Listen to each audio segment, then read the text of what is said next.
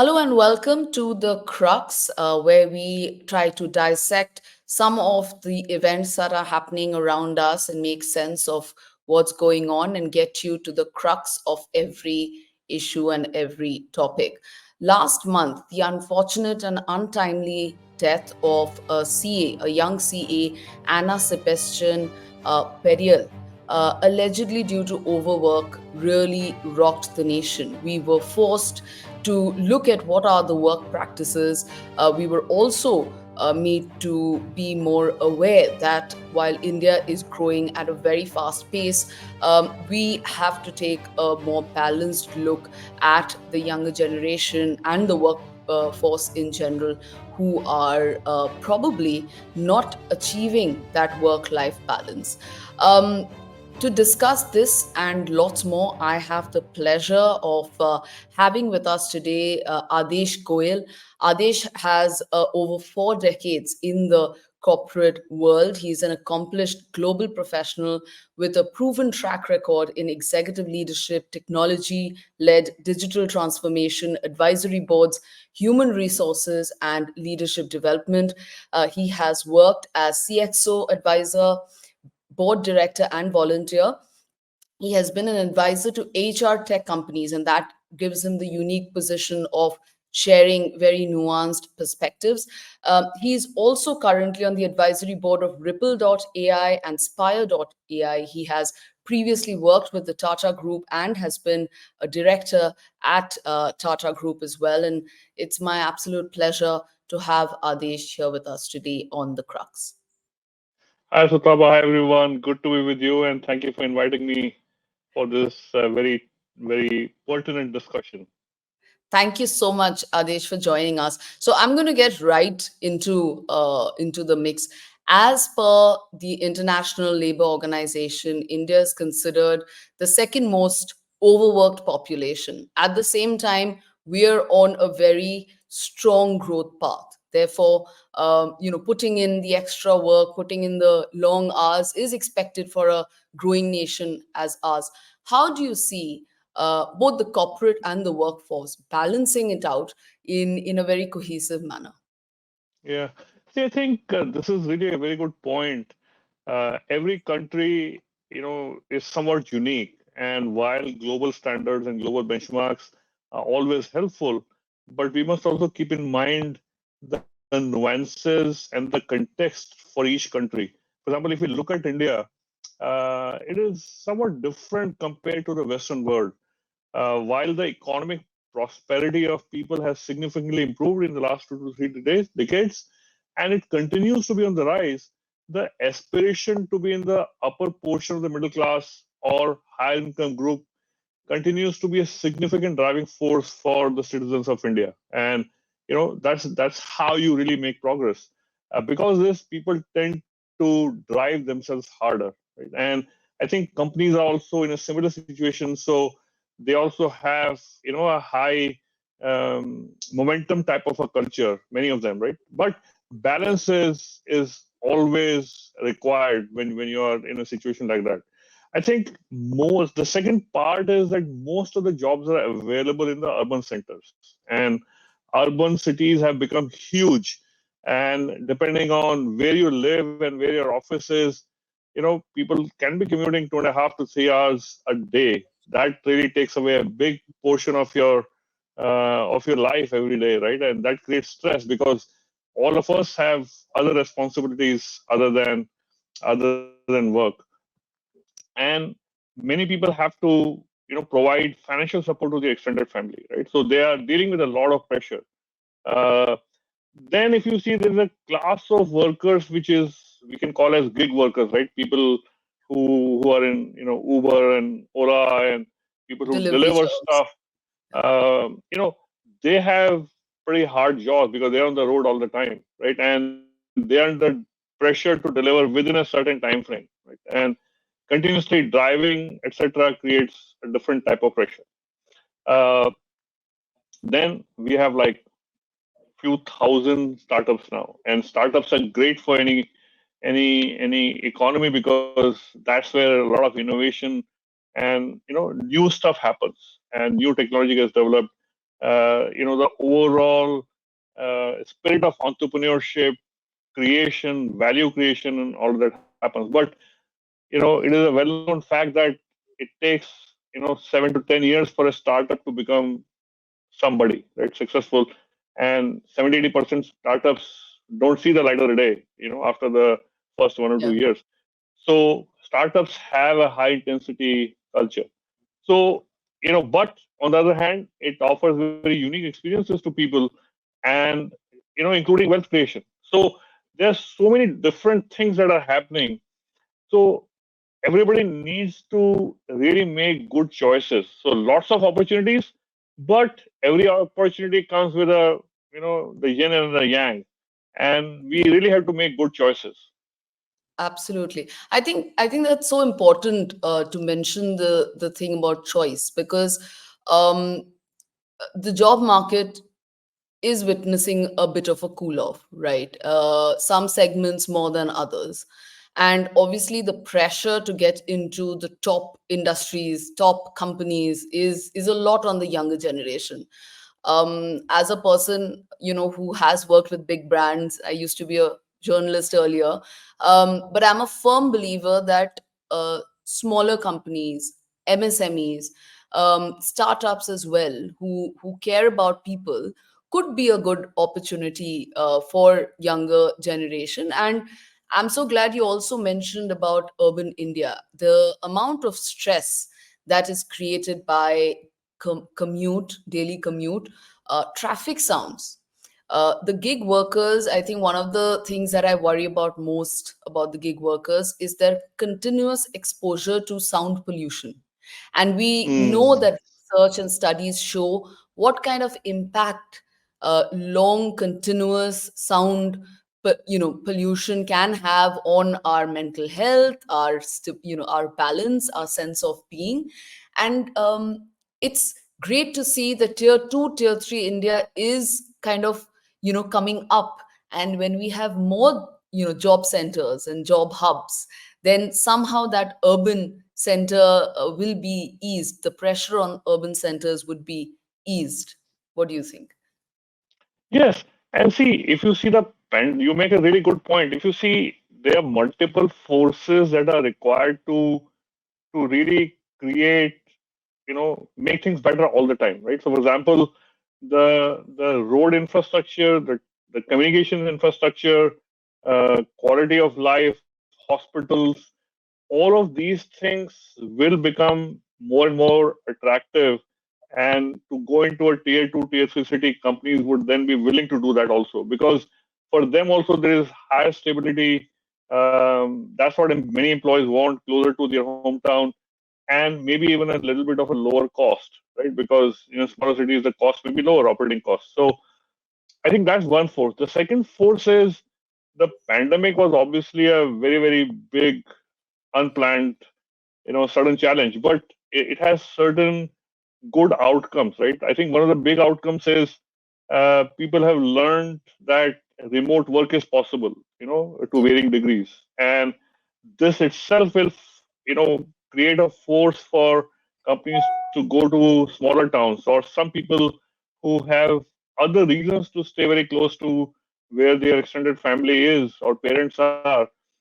They can actually opt for work which is either available in that city or work remotely wherever it is available. So a lot of planning really needs to happen by government, by companies, by each individual, to make sure that you're trying to create a win-win in the best possible way, for all the stakeholders. Absolutely. I think the pandemic definitely is a watershed moment in all our lives, and also with the corporate culture as well. So now we do see that certain jobs require you to be back at the office, and now there is a drive to go back to the office. But it is possible for us to have a hybrid model, or as we say that flexibility could be something that can help the workforce, the constant pressure. And I see some companies doing that very successfully, wherein they have a few days in the month where they give the option of work from home. You can deal with any other pressures in your life. You can work flexibly if you'd like to, come to the office if you feel like, but you have those few days in the month where you can work flexibly. Somewhere companies can show that empathy and can show that accommodation, if I can use that word. So I agree with you. See, there are two or three types of divides that are in play here, right? I think the first divide is, while we can talk about, hybrid work, but there are a lot of jobs for which there is no hybrid opportunity, right? People who work in retail stores, people who work in forces, people who work in hospitals, people who do deliveries, right? And people who manage 24 by 7 type of operations. So, we need to keep in mind that while this opportunity exists for many, but there are certain jobs which at least today are not possible to do remote. And I've seen that if we don't talk about them at all, they feel totally left out, that nobody cares about us, right? So I think it has to be done in a manner that we recognize that it's hard for some jobs to be done and we deal with it appropriately. I think the second type of divide is that most managers and most companies want employees to work more from office now after the pandemic is over. Although a lot of companies declared very early in the pandemic that now, future of work is really remote, right? And you can Yeah. work from anywhere. But now they're realizing that, that's not a good thing, right? On the other hand, employees have tasted the benefits of remote work, and they are on the opposite side of the camp, that they don't want to come to the office at all, right?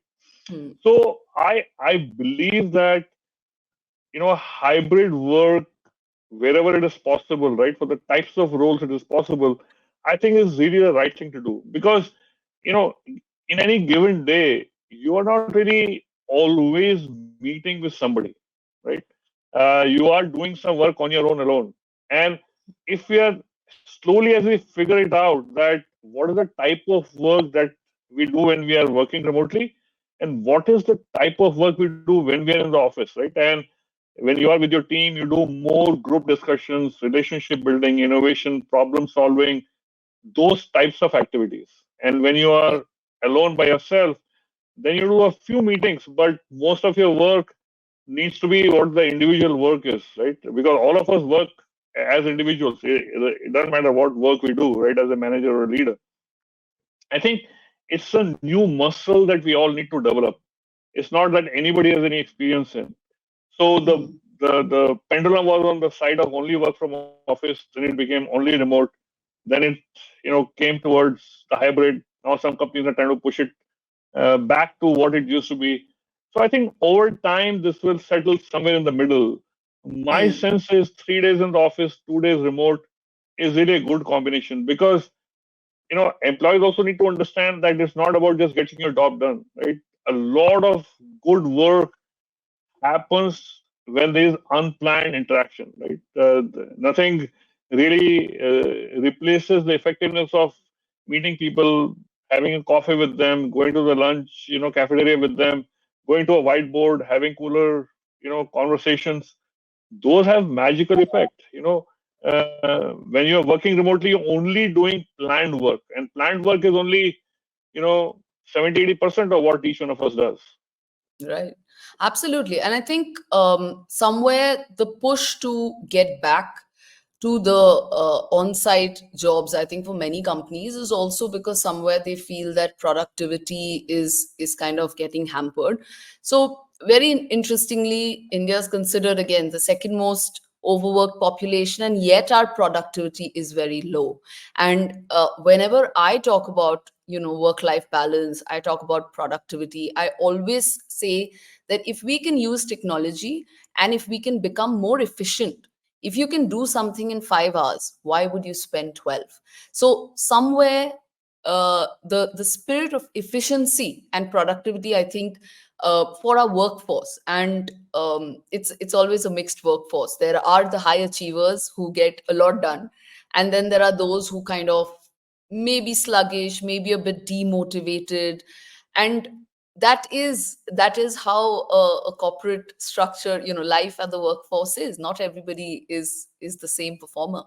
um but coming to what you said about professions where hybrid work from home is not possible, medical fraternity, security forces, as you said, how should corporations, both private as well as public, kind of instill good practices, good HR practices for such jobs?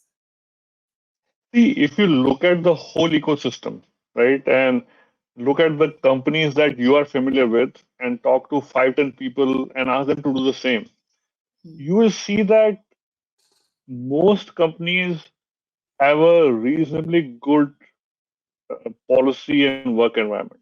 Right now, even within that, companies which have this, in a large company which has thousands of employees and hundreds of managers and maybe in multiple locations, you won't find that employee in every employee is having the same experience, because it depends on what work they're doing, what are their team members, what style is their manager, etc., right? Who are they dealing with? So there is no one experience, I think. And if you see companies where I have worked, this is, there are 4 or 5 questions that we ask in the annual employee survey every year about this. And I can say that in my 40 years, the companies where I worked, I it was always good, right?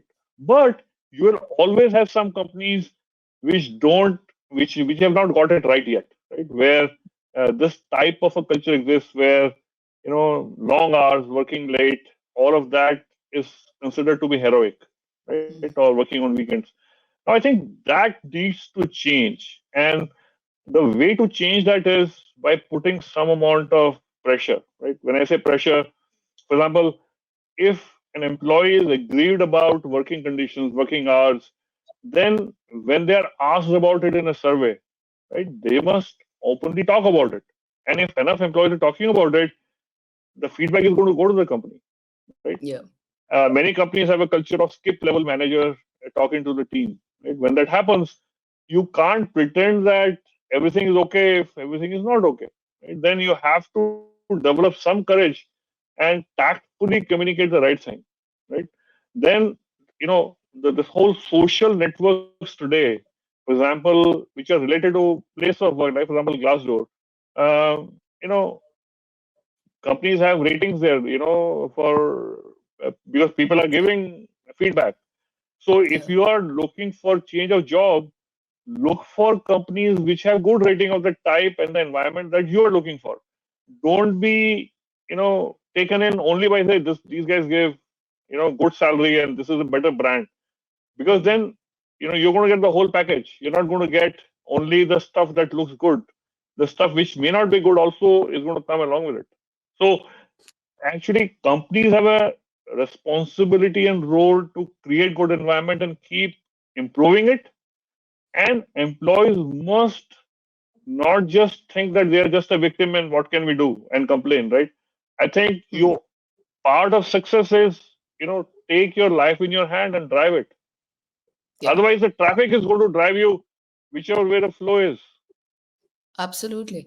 Do you feel somewhere that because you have advised so many HR departments, and do you feel somewhere the HR of many companies, I'm not saying all, kind of play second fiddle to, I mean, always it will be a top down approach. Your top management, your founder, your boss is setting the flow of the work culture, but somewhere HR departments should get a bit more proactive in certain organizations where maybe they're not listening to employees enough, or doing surveys, as you said. Anonymous surveys, for example, could also be beneficial.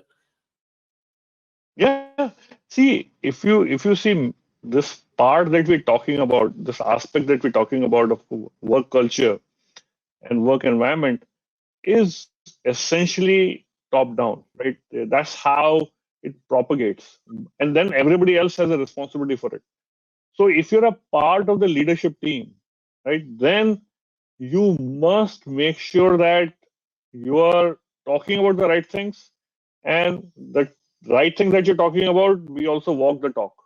And it's not just HR. All leaders need to do it. HR has a special responsibility because it's really a part of their main role. So I think that everybody has a significant role to play there.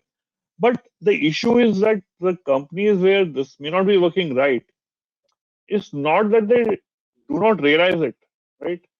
They believe that that's the right thing to do, right? Right. So while while they work on figuring out what the right thing is, for people for whom that's not a good fit, they shouldn't go for such a marriage, right? Correct. So I think Correct. it's not either or. Both need to work properly. Right. Absolutely. I think it's both the workers who join a company knowing very well that you will be expected to meet crazy deadlines or extreme work pressure. If you sign up for it, it doesn't make it right, but kind of you've agreed, or you exit if you feel that the environment is not conducive to you. I would always suggest try and raise it, as if you have a Exactly. management that is listening to you, that is open, they might make the changes. Also, a very interesting trend, I think, which affects large companies, small ones like ours as well. The global workforce, 75% of it, increasingly millennials and Gen Z. Their aspirations from life, their goals are very different from what, say, I had 20 years ago, and maybe what you had 40 years ago. And those aspirations somehow need to be met, and just perks don't cut it.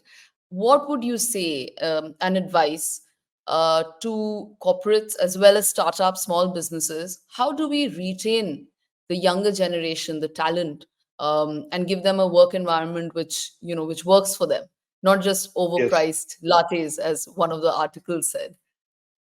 See, there are two aspects to this, right? Um, I there is certainly every 5 or 10 years or 15 years, the generation's preferences and way of thinking changes. It has been happening from times immemorial. It's nothing new. Yeah. So in the last 15, 20 years, perhaps the pace of change is no longer 10 or 15 years. Maybe it happens every 5, 7 years, right? So Mm. the pace has increased. On the other hand, it has become very romantic to talk about the X, Y, and Z, and they're totally different and this and that. I was a CHRO at Tata Communications. The last company from where I retired about 3 months ago. Um, 75% of the employee population was Gen Y and Gen Z, right? And really speaking, I find that they're not too different from the rest of the employees, right? Employees' preferences and needs are the same, more or less. I think what we should focus on is how do we create good experience for all the employees. And technology today is enabling us to do it in a way that was not possible even 5 or 10 years ago, right? So you can Mm. hyper personalize the experience of every employee using the same technology that a streaming company uses or an e-commerce company uses, right? So that way you can hyper personalize what everybody is looking for, right? The type of learning they want to do, the on demand learning, it's like a LearnFlix rather than Netflix, or on demand career planning, etc., are great ways for us to create much better experience for employees. And that's what a lot of young people look for, because if you see all their life now in the last 5, 10 years, whatever they want to do, they are able to do it using their mobile, right? Yeah. So we should, as companies, aspire to create a lot of that which is related to work. A consumer grade experience for different personas in the organization. I think that's where the magic is, and AI is helping us to do a lot more than was possible even 5 years ago. Absolutely. I think technology definitely. I do agree with you on most things, except that I think the younger generation today are much more aware of mental health, things like that, which earlier maybe we were not. Like many of us took it that, this is expected of us. But today being a workaholic is not a badge of honor. Today being a workaholic means you don't have a balanced life. And again, these are age old concepts, but today it's, with the younger generation, it's they want it, they demand it, and rightly so. However, there is also the whole trend of quiet quitting. Of course, as a leading person in the sector, you would have definitely known about this quiet quitting for our audiences, mainly people who don't really actually quit, but they've kind of given up on the job front, so they do just the bare essentials to get through a job, a work day a month, but they're not really applying themselves. How do we prevent that? And obviously, those who can't be resuscitated, you have to let them go. But how do we kind of keep the job force motivated? How do you think we should do that? See, I agree that the newer generation is more candid about what their preferences are, what their do's and don'ts are, and they are more openly talking about it. And I think that's very good, right? Because the more openly people talk about it, half of the time the problem is knowing what the problem is, right? Once you know it, then you can solve it. Mm, Now, if you, the way I think about this issue is really the concept of a marketplace. When a lot of employees are demanding a certain type of work environment, co- they are putting a market force on the companies to create opportunities and work environment like that, right? And companies that are able to create it, they are going to attract that type of talent. mm, Now, if there are not enough companies like that, then people who are not able to work there, they are going to join the companies which may not be really very good, but they're aspiring to be good. Once they are there, then they are going to put the force internally to create those changes, right? And that's how progress happens. So I think mm, it's really a good thing because that's how change happens. That's how transformation happens. That's how innovation happens. So I think the second aspect of this is that because people are more vocal about their mental health, and because there are more forces that are acting on everybody, right? We talked about some of them. There, because people are talking about it openly, and because I think there is more pressure today than 20 years ago, it is become a big issue that needs to be handled. And I think there are two parts to it. For example, if you want to have good mm, health means some amount of exercises, eating in a proper way, having good nutrition, good sleep, lot of water every day, mm, and and some amount of yoga, meditation, sudarshan kriya, and stuff like that. Now, for doing this, if it is very important for you, why do you expect it from the company? You can do all of this on your own, right?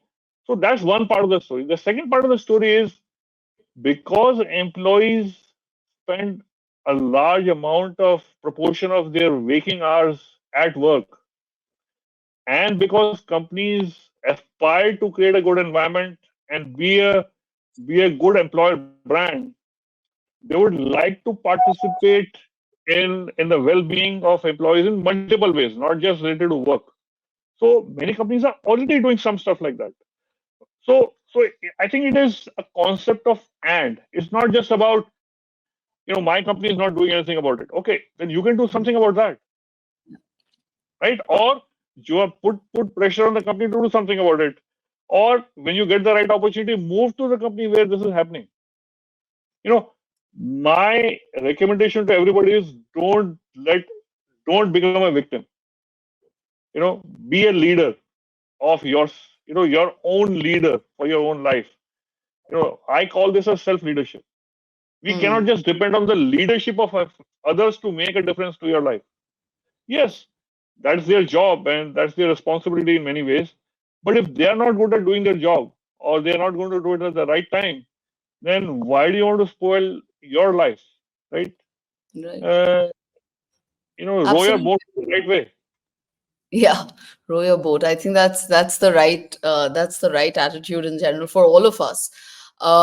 Taking more control of your own life, your own decisions. Exactly. There is also a global push towards a demand for 4-day work weeks. Now, I don't think India is there right now. I mean, considering the kind of development path we're on, what we need to get done, if we can achieve 5-day work weeks, I think that would be a huge thing for us.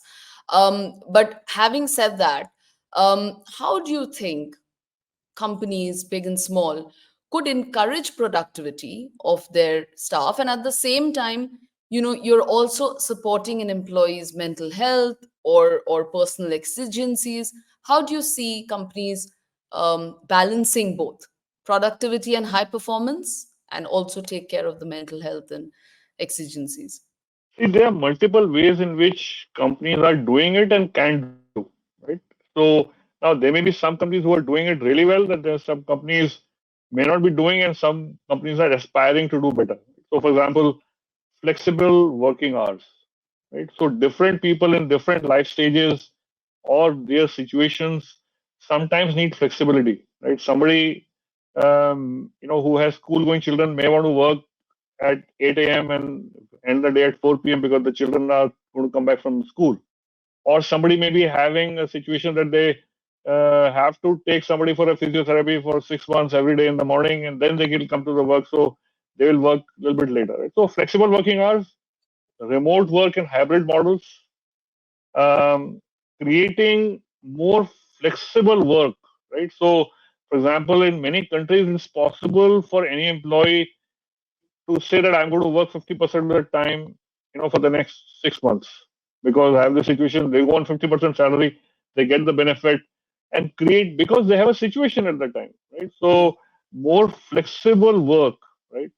Then, compared to earlier, companies are giving more paid time off now for other, for example, for childcare. So many right. companies give even, not just to the female employees, but also to the male employees. Right? Many companies have Right. policies for, especially for caregiving, right? Or when you are going through a grief period, right? Or some companies offer sabbatical.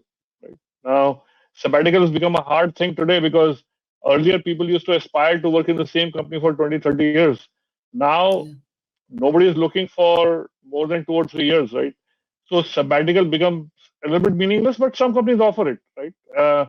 Then there are employee assistance programs, right? So you have professional counselors who you can call upon if you're going through a situation, right?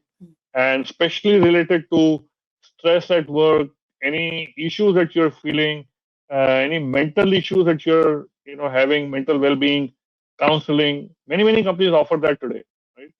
Then well-being programs have started, especially the pandemic really Hmm. accelerated that, which include yoga, meditation, nutrition, fitness, etc., etc. Right?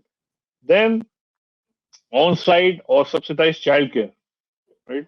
Because people who have young children, for them the biggest stress is, how do we take care of the child, when we have to work. So many companies offer that. Then career development and learning opportunities in a way that they can move at the pace that they want, in the direction that they want. Right? So there's so many different ways in which this is happening. And regarding the 4-day work, 4-day week, and many companies in India don't have a 5-day week yet. See, I think it's a question of time. 100 years ago, even in the Western world, there was no, 5-day week, right? Yeah. And, as, you make progress, you start working on those things. So I believe that as technology becomes more effective and some productivity comes through, things like AI and generative AI, maybe in the next 10 years, some of the companies or many companies may have a 4-day week. But this is going to be a somewhat slow process initially. And Hmm. as as you become more comfortable, more companies are going to adopt it. No, I'm glad you mentioned AI because we're coming, towards the end of our conversation, and I would love for you to tell us about how AI could play a very effective role because you are so deeply involved in the sector, and also for our younger audience who will watch it, that they should not be afraid of AI, or should they be afraid that they could be replaced by AI? I was talking to somebody earlier this week, and this person said that all of us should know that we are not going to be replaced by AI. We are going to be replaced by another person who knows AI, right? So I think it was a very good point, right? That AI is something that everybody must learn what it is and how to leverage in our jobs.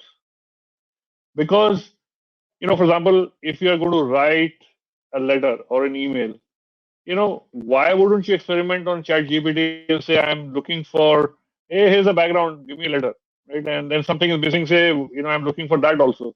I'm not looking for this. And if you try it, it actually gives you a pretty good adaptation. So why wouldn't you use it? Like 50 years ago or 40 years ago, if you go to, even 30 years ago, when you go to a college, you had to do all mental maths. Then calculators were started to get allowed, you can use computers. So why wouldn't you use AI? So I think anybody who does a white collar job can use AI, and a lot of it is available for free. I think the second thing is companies are already using AI for creating better learning experiences for employees. They are using it already for better career development. And now the employees are, many companies are working towards creating real-time on-demand coaching using AI. Right. So you're in flow of your work, you have an issue that you don't know what is the best way to solve it, and you have a AI buddy. You ask the AI buddy, today I'm feeling the situation, what is the best way to solve it, right? Or I have to solve this problem, what is the best way to solve this problem, right? So you say, okay, look up this article, look up that, here's a 3-minute tutorial. So I think it is quite magical actually. So, like, I strongly recommend every human being who's doing a white collar job to spend a few minutes every week to learn something about it. And I would urge all companies to leverage AI as much as possible, as early as possible, because it's really a win-win. It is Yeah. going to impact some jobs, but the earlier we realize which jobs are going to be affected, we can start that work to reskill those people, those Hmm. jobs. New jobs, new sectors, new professions, all of that will emerge. And I always believe that so creative people, who need to have originality in their content or in what they Yeah. put out, that will stay because there will be, in my opinion, a kind of a marked up valuation to a human being's writing on the creative front. But for the grunt work, for why not use AI as a problem solver, as an enabler? And that's what we discuss. And hopefully the younger generation, they're way smarter than some of us, and they've already picked up the skills, and AI is helping in many ways. Last question. It's been such a great chat. How can employees deal with high pressure work environments? I think this is, obviously, I would love to give a disclaimer. If you have high pressure work environments, a few days in a month, a few days in a year, during a crunch time when there is a project or a crisis, it is expected. If every day is a high pressure work environment, then either you're going wrong or your company is going wrong somewhere. But if it is not every day, working 18 hours a day, how can employees deal with high work pressure? I think the first thing to realize is everybody must ask themselves, what are your personal boundaries? What are your do's and don'ts? Right. So, for example, having dinner with your family is a very important thing to do. Right.